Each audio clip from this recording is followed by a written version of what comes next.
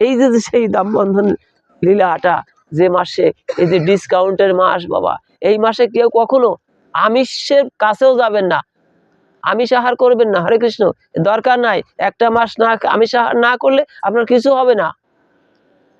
বলবেন যে ডাক্তারে বলছে না, কিচ্ছু হবে না আপনার। হরে কৃষ্ণ। আপনাকে আপনি গীতা আস্বাদন করবেন, দেখবেন সপ্তদশ অধ্যায় কথাগুলি আস্বাদন করানো আছে। আয়ুষত্ব বলারোগ্যা সুখ ও প্রীতি বিবর্ধনা রসা স্নিগ্ধা স্ত্রীদা আহারা সাত্বিকা প্রিয়। এই শ্লোকটা বারবার আস্বাদন করবেন, দেখবেন আপনার ভিতরে একটা আনন্দ জাগবে। কি বলছে? আয়ুষত, আপনি এই যে ওই একটা মাস আর যারা প্রতিনিয়ত করেন তাদের তো কোনো কথাই নেই। আপনি বলবেন যে আমি এক মাস নিরামিষ খাইলে পরে আমার স্বাস্থ্য ভালো থাকবে না, শরীর নষ্ট হবে, রোগ ব্যাধি কিচ্ছু না। আপনি গীতার শ্লোক বিশ্বাস করেন তো? গীতার শ্লোক মানেন তো? বিশ্বাস করেন যে এই সাত্ত্বিকী আহার, এই যে নিরামিষ খাইলে একটা মাস আমিষ বর্জন করলেন, সাত্ত্বিকী আহার গ্রহণ করলেন,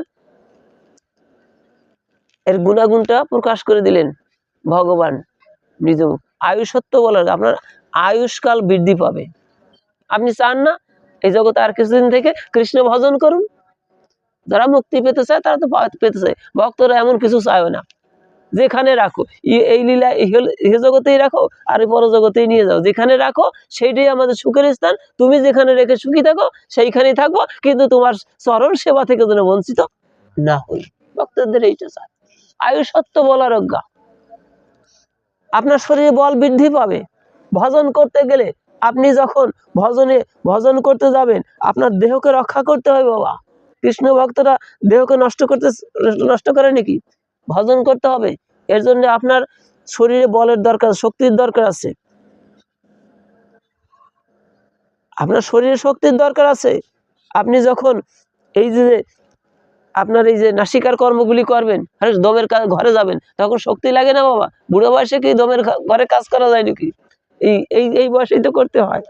দেখবেন আপনার দেহকে রক্ষা, এই দেহের যে বস্তুটা ব্রহ্ম বস্তু রক্ষা করতে হলে আপনার দেহের শক্তির দরকার আছে, বলের দরকার আছে।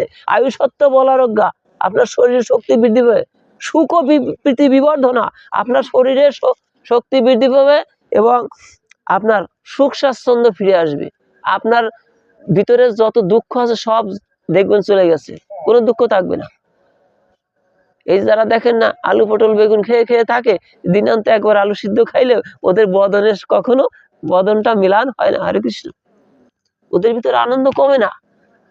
কি খায় না খায়, তারপরে দেখেন যেখানে এইভাবে যেখানে একটু সংকীর্তন পায়, একটা সুযোগ পায় একটু কীর্তন করা, দেখবেন কত সুন্দর করে, কত আরতি করে, কীর্তন করে, উদ্যম কীর্তন করে, ওদের কোনো বিরক্তি না, ক্লান্তিও নাই। দেখেন না? সুখ ও প্রীতি রসা স্নিগ্ধা, দেখবেন আপনার শরীরে একটা লাবণ্যতা আসবে, আপনার শরীর সৌন্দর্য বেড়ে যাবে। আপনার শরীর আপনি যে বর্ণেরই হন না কেন, দেখবেন আপনার ভিতরে একটা, এর ভিতর থেকে আমার প্রভুর যে একটা কৃপা, সেই কৃপার জ্যোতিটা আপনার ভিতর থেকে আস্তে আস্তে প্রকাশ পাবে। আপনি খান না, আপনি শুধু ওই ওই প্রসাদ আলু পটল বেগুন দিয়ে প্রসাদ করে খান। হরে কৃষ্ণ। এই প্রসাদের মহিমায় দেখবেন আপনার ভিতর থেকে ওই গোবিন্দর কৃপা জ্যোতি একটা ওর ভিতর থেকে বের হয়ে আসছে। আপনাকে যারা শত্রু ভাবতো, দেখবেন সেই শত্রু আপনাকে মিত্র বলে আপনাকে ভালোবাসবে। আপনাকে সবাই ফলো করবে যে আসলে এই ব্যক্তিটা এত সুন্দর হলো কি করে। আরে সুন্দরের বস্তু তো আপনার ভিতর প্রবেশ করেছে বাবা। হরে কৃষ্ণ। এই জন্য সবাইকে আপনাকে ভালোবাসবে, দেখবেন জগতে সবাই আপনাকে ভালোবাসতে চাবে। এই দুর্লভ বস্তু কৃষ্ণ ভক্তদের দুর্লভ। কি কারণে দুর্লভ হচ্ছে? তাহলে কি আমরা এই যে গীতায় যে ভগবান কথা বললো, এটা আমরা এটা করে দেখি বাবা, করেন, দেখেন যে এর ভিতর যে কি আনন্দ। কৃষ্ণ। এদের ভিতর কোনো দুঃখ নাই, কিছু থাক না থাক ওতেও কিছু আসা যায় না। তার কারণ আমার বলতে কি, এই জগৎ সংসার যা আছে সবই তো তার, তার দিয়ে আমি দায় মুক্তি হয়ে যাই। আমি কেন দায়ভার নিতে যাবো? হরে কৃষ্ণ। আমি কেনই দায়ভার নিতে যাবো? আমি কেন টেনশন করতে যাবো? আপনার আমার টেনশন কিসের টেনশন বাবা? টেনশন যে আমার আজকে 2 লক্ষ টাকা আছে, 5 লক্ষ টাকা ওই যে বায়না দিয়েছি 5 লক্ষ টাকার জমি জতি করবো, তাহলে 3 লক্ষ টাকার টেনশন আপনার মাথায় না? কৃষ্ণ ভক্তের মাথায় এই সমস্ত টেনশন নাই। হ্যাঁ, এই জগৎ সংসার সবই ভগবানের, সবই ভগবানের এই জগৎ সংসারে। তাহলে তারই থাক, আমি এ নিয়ে টেনশন করবো কেন? আমি রাত্রি ঘুম নষ্ট করবো কেন? আমি ঘুম নষ্ট করবো কেন? শিডিউল টাইম মতোই ঘুমায়।